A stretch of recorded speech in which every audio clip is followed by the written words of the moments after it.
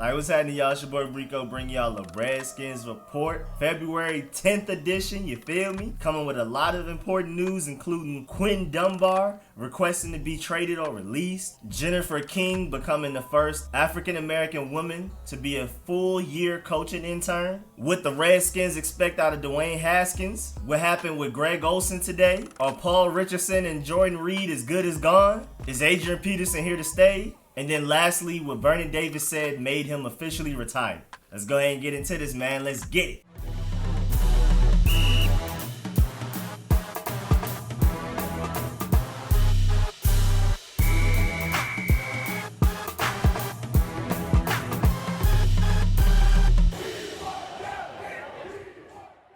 Alright, so first, a couple of days ago, Quinton Dunbar said that he planned on not participating in any voluntary workouts, OTAs, and all of that type of stuff during the off season to avoid injury.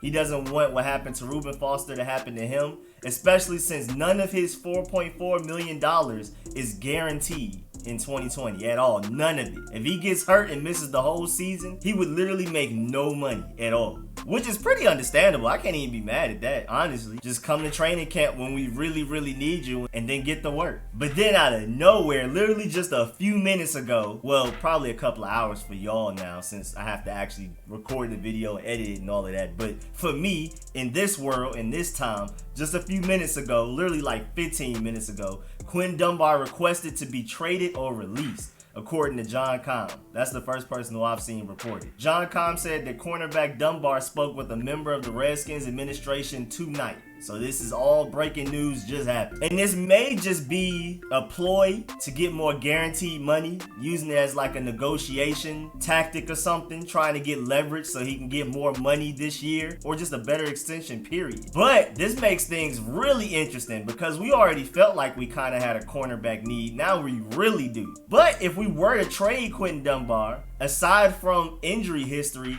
we could probably get a really nice draft pick for him. Maybe even like a second. Because he is a shutdown corner when healthy. And I'm sure like the real football minds and the real football people in different organizations know that. Maybe ESPN and NFL Network and Bleacher Report don't really talk about Quinton Dunbar much. But I'm sure that the people that actually really know football and live, breathe, and diet and all of that stuff and watch all of the film from across the league know that Quinton Dunbar is a problem, and he got snubbed from the Pro Bowl. But now these cornerback free agent options are even more important now. First of all, you have James Bradberry, who just recently said that he would love to play for Ron Rivera again. So that's one of the best candidates out there. Easily one of the top 3 cornerback free agents available. But he's young, and he's also kind of a lockdown corner. He's not the best tackler, but in Carolina, especially last year, he literally followed the best receiver.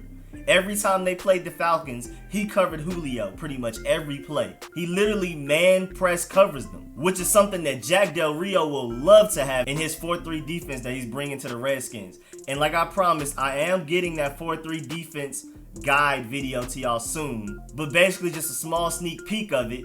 Jack Del Rio loves press man corner. Remember in Denver where he had Aqib Talib and Chris Harris? He can recreate that, bringing in James Bradberry from Carolina to reunite with Ron Rivera. So I'm expecting the Redskins to definitely make a big push towards James Bradberry. He wants to play for them.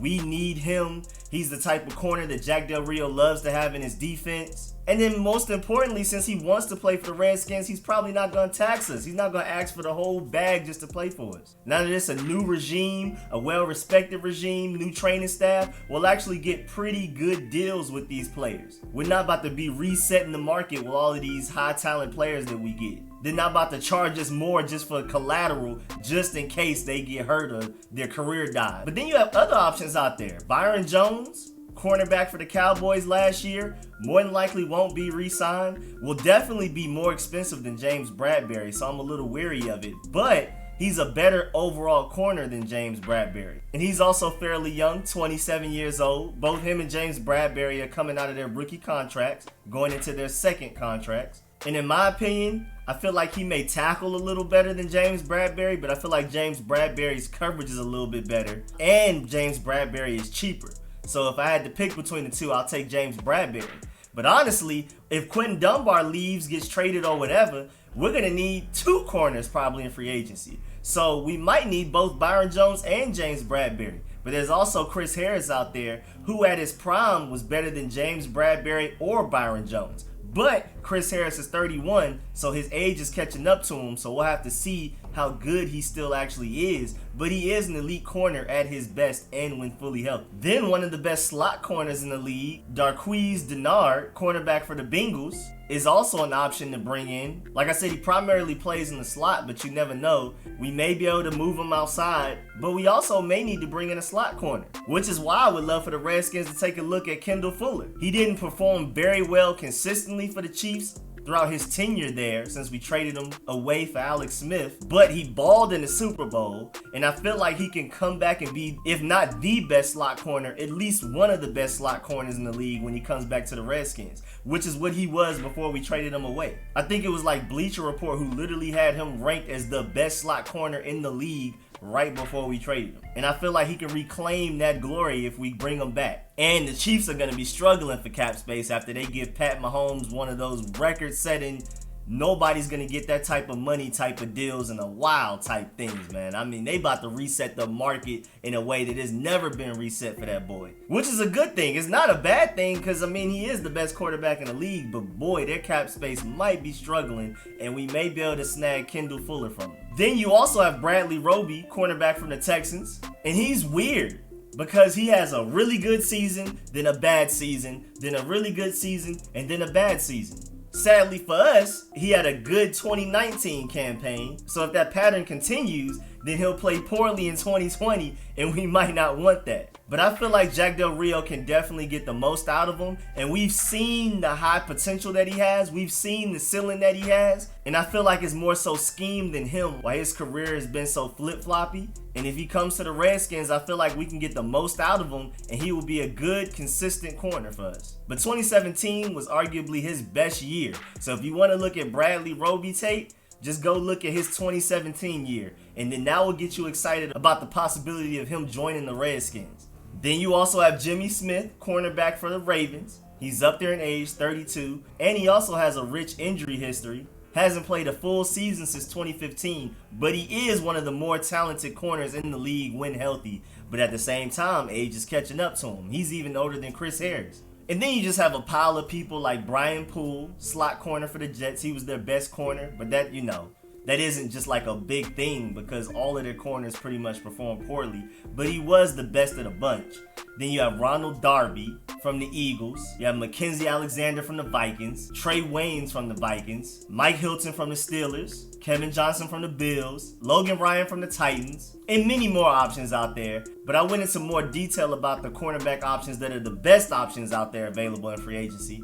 And another video I'm coming out with soon is how the Redskins can end up with the most cap space possible by releasing and trading certain players that we pretty much just don't need anymore, like the Jordan Reeds and Paul Richardson and all those type of people. And I'm going to analyze our cap space situation at the end of that and who we can go get, who we'll have enough money for and all of that type of stuff. I'll look at market values and how much the free agents may want to make and basically analyzing if the Redskins will basically be able to have enough money to pay all of those type of people. So that's probably coming out like next week or something. I got to get this 4-3 video to y'all. But I'm basically just trying to say that the Redskins are expected to have a lot of cap space this free agency period. So signing two of these good to great corners is actually a real possibility. And we may be able to get them for bargain values now that we have a new regime like I mentioned earlier. Now I want to talk about Jennifer King. Redskins made history by hiring Jennifer King as the first African-American woman to be a full-year coach and intern. She will work primarily with running backs coach Randy Jordan. In Carolina, she was an off-season intern during the summer twice,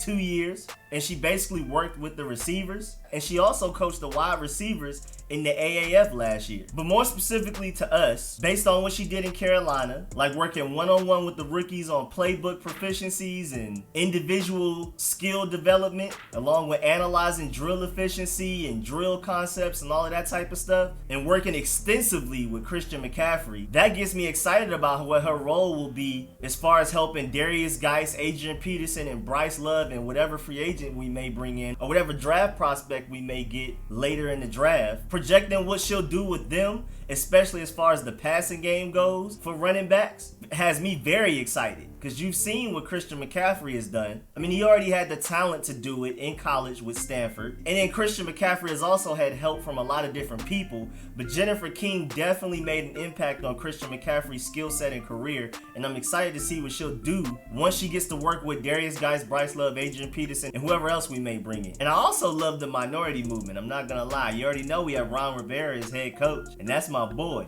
And now I want to give a small Dwayne Haskins update. This all started because Doug Williams, at like a charity event or something, said that, quote, "The new staff knows that Dwayne Haskins is the starting quarterback here. The only thing that can happen is for Dwayne to give it back to them. It's up to him to learn the playbook, wear the coaches out. He's got to stay at the facility until they run him out of the building. Dwayne has a long way to go, but like I told him, he was doing what we expected him to do. He was ascending. Hopefully, the way he goes now, he keeps going up. All eyes are going to be on him. At the same time, you got the new coaching staff, and they're not married to him." So basically, like how Ron Rivera and Scott Turner were challenging him a couple of weeks ago, basically saying the starting quarterback position is not going to be handed to you. It's actually kind of a QB competition in a way, with Alex Smith coming back, or maybe they might draft somebody late or bring in a free agent. Who knows? At this point, we pretty much just know that Case Keenum and Colt McCoy are out of the race completely. They're more than likely not even coming back on the team in any way, not even as backup quarterback.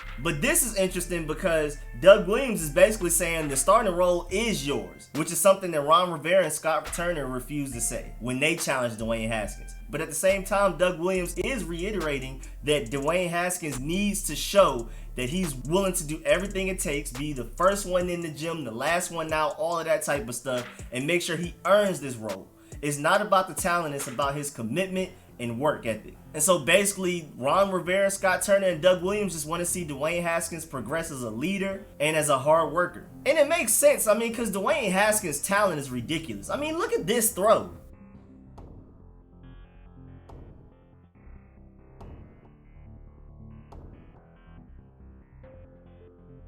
I mean, name how many quarterbacks can do that. Maybe 5 in the league. Maybe 5. And it's so sad that that play got called back because of a holding. But who can just run this way, right-handed, on their left foot, just slang it perfect? From basically like the 20 to the other 20. He didn't have his feet set. I mean, that was literally just arm strength. One-legged almost. The wrong leg, everything, and just rocket and accurate. Also, according to Pro Football Focus, with their grades and rankings, from week 9, Dwayne Haskins was first in passing grade with 73.3 overall. He was second in big time throws with 8, and he was first in turnover worthy plays with 3. That's out of all rookie quarterbacks from last year. So while people are hyping up Kyler Murray and hyping up Daniel Jones and all of them other people and Drew Lock, the real football heads, the people that really know football, and I don't agree with Pro Football Focus with everything that they say, but I know they do diligent work, and they've seen that Dwayne Haskins is the rookie with the most potential out of that 2019 class. And that's also something that the Redskins seem to know. They're trying to word it in ways to make it seem like he has to earn the starting quarterback job and all of that type of stuff, but they know with his talent, he's going to win the starting quarterback job. And honestly,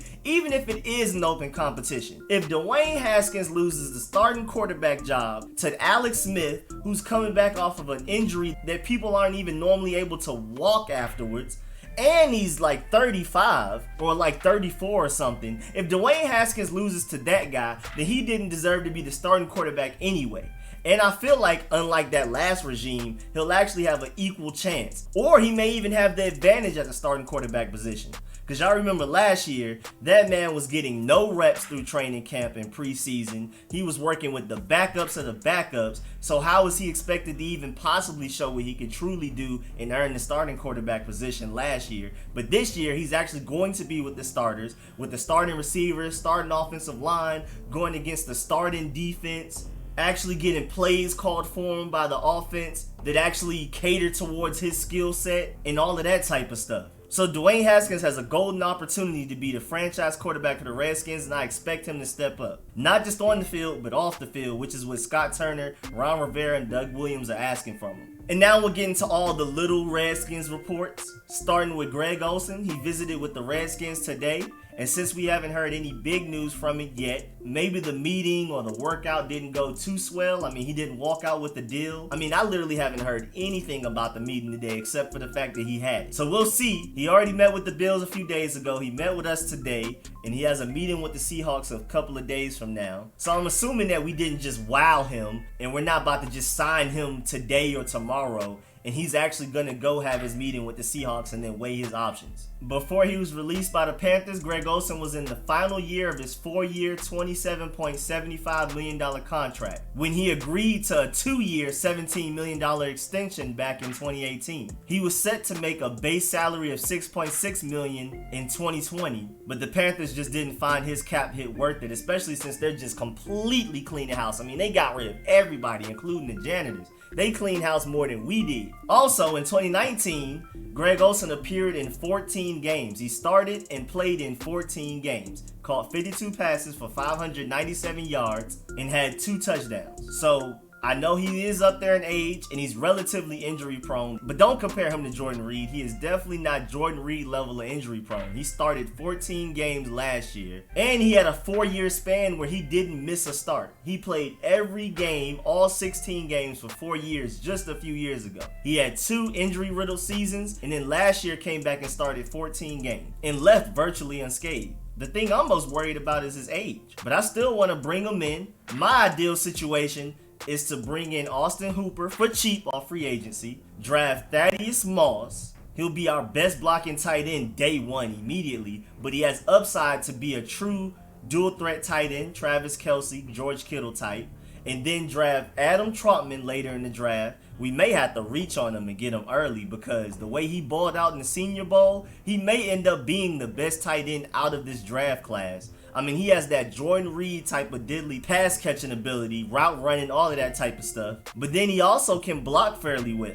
So his ceiling is like limitless. So bringing those 2 guys from the draft, maybe bringing Austin Hooper off free agency, only if he's cheap. I do not want to reset the market. Please don't. Bring in Greg Olsen for very cheap. Let him be the on-field coach for the draft guys, and see what hell Hinges has to offer because he started to shine those last 2 games of the season. So bring him back, see what he has. Have that young core of 4 tight ends. This is Jeremy Sprinkle's last chance. See what hell Hinges has to offer. Start to groom Thaddeus Moss and Adam Trautman, and then bring in Greg Olsen to be the veteran experience, the dependable option for Dwayne Haskins to produce day one, and also be the on-field coach for those younger guys, like I said. And then next, Paul Richardson and Jordan Reed are pretty much as good as gone. According to John Kahn, it is very unlikely for the Redskins to bring back Paul Richardson and Jordan Reed. So pretty much expect them not to be here, especially once free agency starts mid-March. And then next, it's also been reported that Adrian Peterson will be here next year. The Redskins are very likely to pick up his option. So expect Adrian Peterson to be a part of the running back group going into 2020.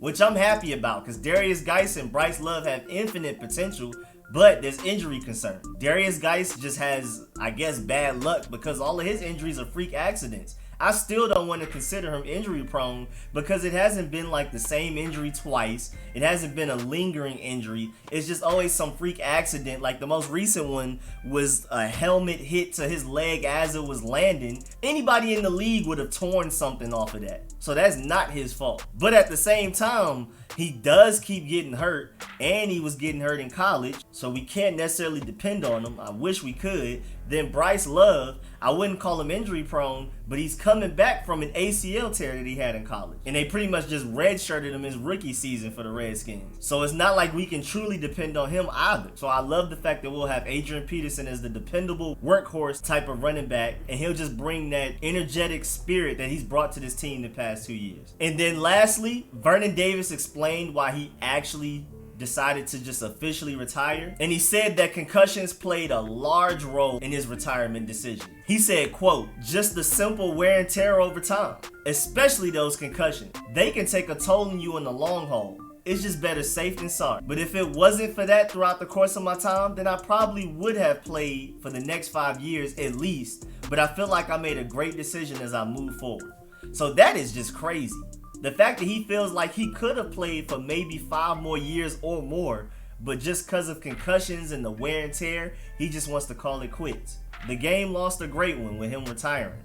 Same thing with Luke Kuechly, man. Luke Kuechly was one of the best linebackers in the NFL.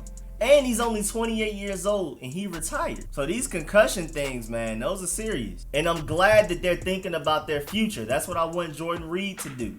Even if you are fully healthy, your legs, your arms, you feel like your head is okay, and you feel like you can just play a fully healthy season, just don't do it, man. Think about your future. Think about the CTE. Make sure you're healthy and mentally stable going into the future with your family and everything. Playing another year in football, I feel like just isn't worth it. You've made enough money. You've had fun. But with the way concussions work and how you're more likely to get another concussion once you've had one, they just keep adding up, man. Jordan Reed just put down the pads. We appreciate everything you did for us, but just call it quits, bruh. I wouldn't be telling you this if I didn't care. But yeah, man, that's the Redskins Report, February 10th edition. I appreciate the view. I appreciate all of the support. Please like the video if you learned anything, if you liked it. Please subscribe if you haven't. All you gotta do is just click that button right there at the bottom right of your screen, the green box Street Scores logo. It's as simple as that to subscribe. Coming with infinite content, Redskins reports, Redskins talks, debates. I'm about to start doing weekly live streams where we can just pretty much talk about anything. Not even just Redskins stuff, NFL stuff. You want to talk NBA, you want to talk video games, I mean anything. We just going to have a weekly talk. My boy on Twitter, G_running, RUNNIN. He gave me a good idea that basically I should just go ahead and live stream at the same time. There would normally be football games, which is like Sunday afternoons. And I really like the idea. So I haven't finalized that idea yet, but as of right now, I'm thinking that I'm going to start live streaming every Sunday in the afternoon to basically replace the football that we've lost. And then also, even if you're not a Redskins fan, man, I'm coming with all of the draft talk. I'm about to hit y'all with a lot of draft videos, film sessions, all of that type of stuff. My player rankings, mock drafts, everything. And then I also report on anything that's big news anywhere in the NFL. So definitely hit that subscribe button. And I promise I will get that 4-3 guide video to y'all as soon as possible. I just was very busy this weekend. I mean, like the whole time. I didn't even get to watch any of the XFL games, and I really wanted to catch them. I'm definitely about to catch the next few that come out, though. But, you know what I'm saying? I was just really busy this weekend. I'm about to get back to work. I got this 4-3 video coming out to y'all. I got this cap video coming out to y'all. I got these live streams coming. Whole lot of ideas. I just need to find a time to get them done. And again, thank y'all for the support. I'll catch y'all later. I'm out.